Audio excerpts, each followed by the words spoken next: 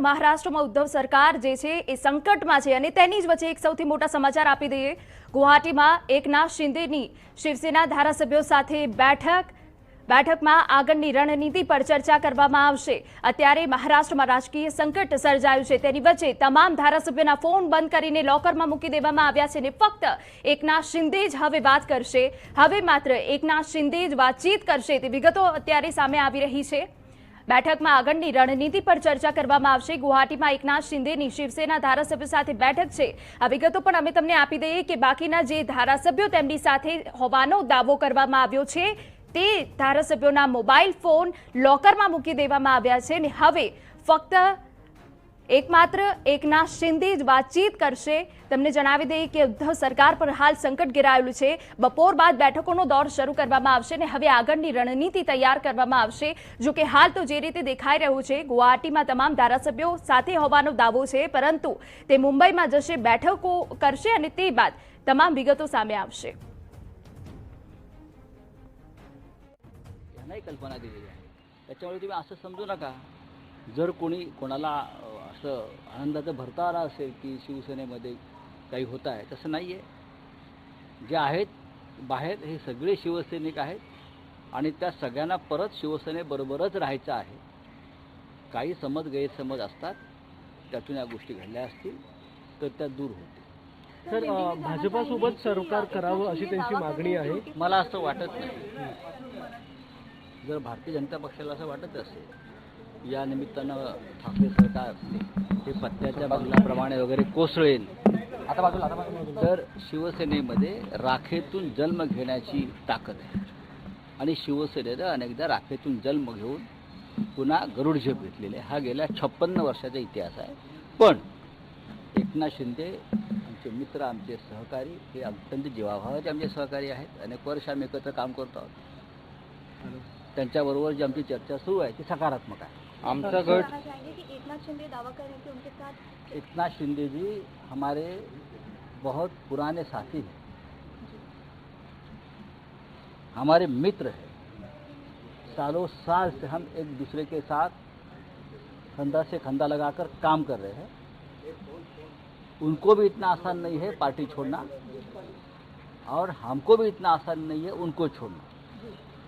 हमारा डायलॉग चल रहा है। आज सुबह भी मेरी एकनाथ शिंदे जी से बातचीत चल रही थी। आज सुबह हम दोनों ने 1 घंटा बातचीत की है। यहाँ से जो बातचीत हुई उस बारे में मैंने पार्टी चीफ को बताया है। कोई बात छुप कर नहीं रहती है, वापस एक बार बात हो जाएगी। उनके साथ जो विधायक है उनसे भी हमारी बातचीत चल रही है। सभी शिवसेना में है, शिवसेना में रहेंगे और उद्धव ठाकरे जी का नेतृत्व 48 तासामध्ये सगळ्या आमदारांना मुंबईत येण्यासाठी कधी लागेल असं भाजपकडून सांगण्यात येते। सगळ्या आमदारांना तसं मेसेज। मला भारतीय जनता पक्षाचं काही बोलायचं नाही, मैं माझ्या पक्षाविषयी बोलतो। राउत साहब, क्या ये बात सही है कि कुछ महीने पहले नहीं, आपके पास जो इन्फॉर्मेशन है वो गलत है। अच्छा सर, एक सवाल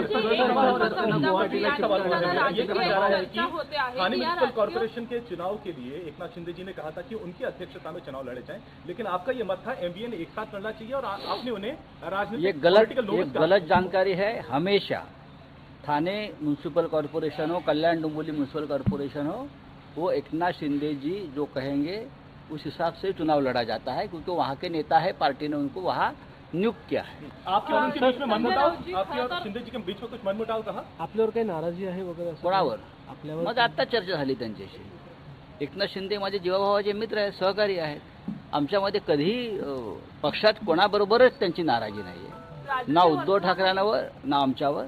आज आम्ही सकाळपासून चर्चा करतो आहोत, बोलतो आहोत आणि अत्यंत चांगला पद्धतीने आम्ही एकमेकांशी बोलतो आहोत। तर नेमकी काय आपलं बोलणं झालं किंवा त्यांच्या काय मागण्या आहेत असं काही त्यांनी काय सांगितलं का आपल्याला? त्यांच्या काही मागण्या नाही आहेत। नेमका रोष कोणावर? त्यांच्या अजिबात मागण्या नाही आहेत। त्यांनी कोणताही अटी शर्ती या क्षणी ठेवलेल्या नाही आहेत। ते शिवसैनिक आहेत आणि त्यांच्या बोलण्यातून हे दिसतंय की ते शिवसेनेतच राहतील आणि शिवसैनिक म्हणूनच संपूर्ण आयुष्य काढतील। सर, आधी उनके बीच कोई नाराजगी और आपकी जब फोन पे बात हुई तो उन्होंने क्या कुछ मांग? बहुत ही अच्छे माहौल में हमारी बातचीत कल से चल रही है। ऐसा नहीं कि आज मैं बोल रहा हूँ, कल भी मेरी बात हो गई, आज सुबह बात हो गई और लंबी बातचीत की।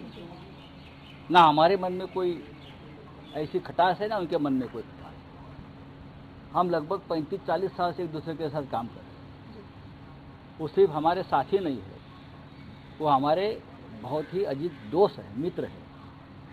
हम एक दूसरे के साथ बहुत सी बातें हमेशा शेयर करते हैं। उद्धव ठाकरे जी और एकनाथ शिंदे जी में भी वही रिश्ता है।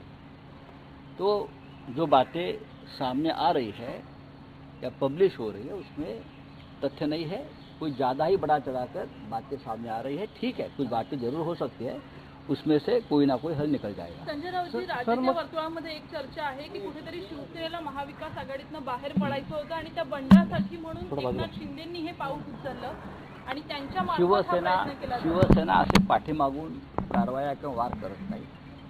शिवसेना जे असेल ती समोरून एखादी गोष्ट करते. आज सकाळी सुद्धा माननीय शरद पवार साहेबांशी माझी चर्चा झाली, काळजी झाली. आज दिवसभरामध्ये माननीय शरद पवार आणि उद्धव ठाकरे सुद्धा भेटतील आणि काँग्रेस आणि राष्ट्रवादी काँग्रेस पूर्णपणे उद्धव ठाकरे यांच्या पाठीशी उभी आहे. आम्ही संघर्ष करू. शिवसेना हा संघर्ष करणारा पक्ष है, लड़नारा पक्ष. हम संघर्ष करते रहेंगे. ज़्यादा से ज़्यादा क्या होगा? सत्ता जाएगी. और क्या होता है? ज़्यादा से ज़्यादा क्या होगी? महाराष्ट्र की सत्ता जाएगी, सत्ता वापस आ सकती है. सर लेकिन प्रतिष्ठा होती है पार्टी की, वो सबसे ऊपर है. सर, जर त्यांच्या कोणत्याही मागण्या नाही आहेत, जर त्यांचे कोणतेही रोष नाहीत, मग ते गुवाहाटीला एवढ्या सगळ्या आमदारांबरोबर का जाऊ आले? द्या. गुवाहाटीमध्ये एक फार जंगल छान आहे, काझीरंगा.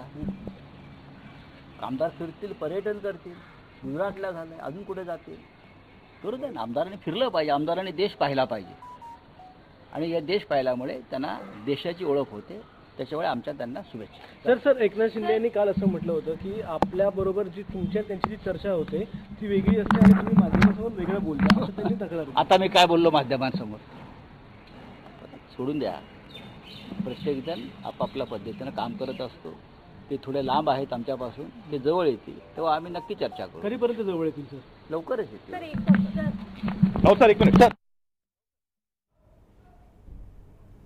તો અહીંયા તમામ મીડિયાની વાત ફગાવતા સંજય રાઉત હજુ પણ કહી રહ્યા છે કે એકનાથ શિંદે સાથે ગઈકાલથી અમારી વાતચીત ચાલી રહી છે, આગળ પણ અમારી વાત ચાલુ જ રહેશે. વધુમાં વધુ શું થશે? સત્તા જ જશે ને? અત્યારે પણ એ સૂર જોવા મળી રહ્યા છે. ગઈકાલે પણ તેઓ એ જ વાત કરી રહ્યા હતા અને સાથે જ ભાજપ પર આરોપ લગાવ્યો હતો કે આ ત્રીજી વાર સરકાર પાડવાની ભાજપની યોજના પણ નિષ્ફળ જવાની છે. પક્ષની પ્રતિષ્ઠા સૌથી ઉપર છે તેવું સંજય રાઉતનું કહેવું છે. વધુમાં વધુ શું થશે? સત્તા જ જશે. સાથે તેઓ એ પણ કહ્યું કે એકનાથ શિંદે અમારા કોન્ટેક્ટમાં જ છે અને હજુ પણ તેમની સાથે સકારાત્મક વાતચીત કરવામાં આવશે.